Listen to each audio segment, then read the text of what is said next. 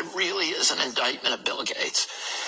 And there are many indictments, but I'm going to tell you what to me is the most egregious one. Not only that he's taken the mercury vaccines that we've gotten rid of in our country because they're too dangerous to use for Americans, and he is giving them to every child in Africa because they're the cheapest vaccine, but they're also very dangerous.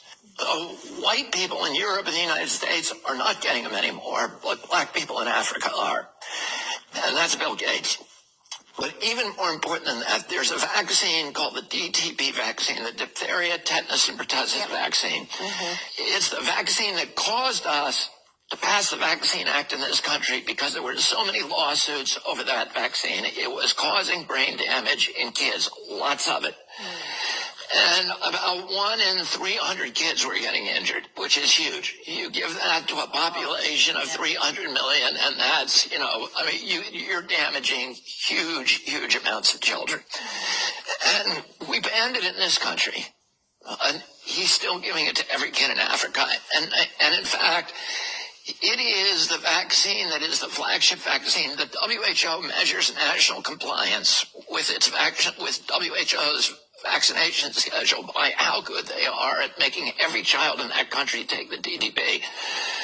The WHO and Gates have a real capacity to bully those countries because the health departments in those countries are funded by WHO, and the HIV programs are fully funded by WHO. So if they don't do what Gates wants, Gates can go to those countries and say, if you don't vaccinate every child with the DTP, we're going to pull all your HIV funding, which would devastate those countries.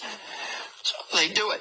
But nobody had ever looked to see whether there was actually a beneficial effect on children from that vaccine. It has never been tested.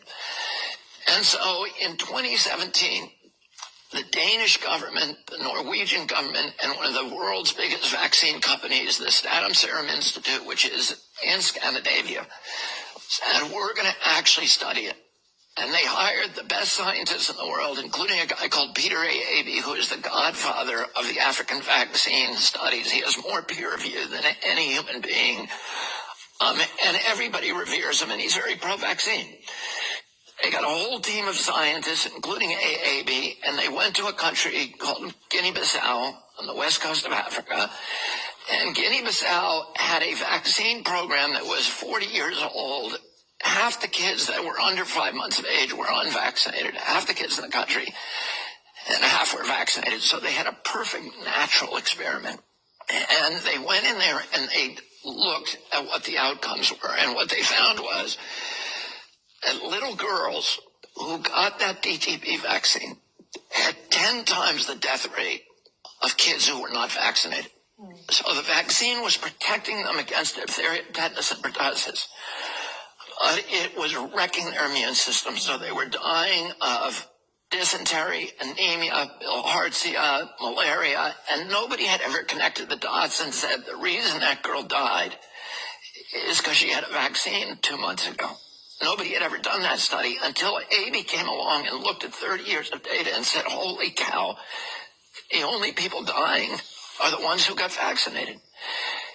He pulled the 5-alarm fire and went to WHO and Gates and said, you got to look at this vaccine again. We thought we knew what we were. In fact, there's a quote from his press conference. We thought people think we know what we're doing, but we have no idea what we're doing. And he begged them to stop that vaccine. And Gates' response to that was to defund Peter A. Aby and to punish him for talking up. And today, they're still giving this lethal vaccine and maybe killing millions of children. Which is illegal in America.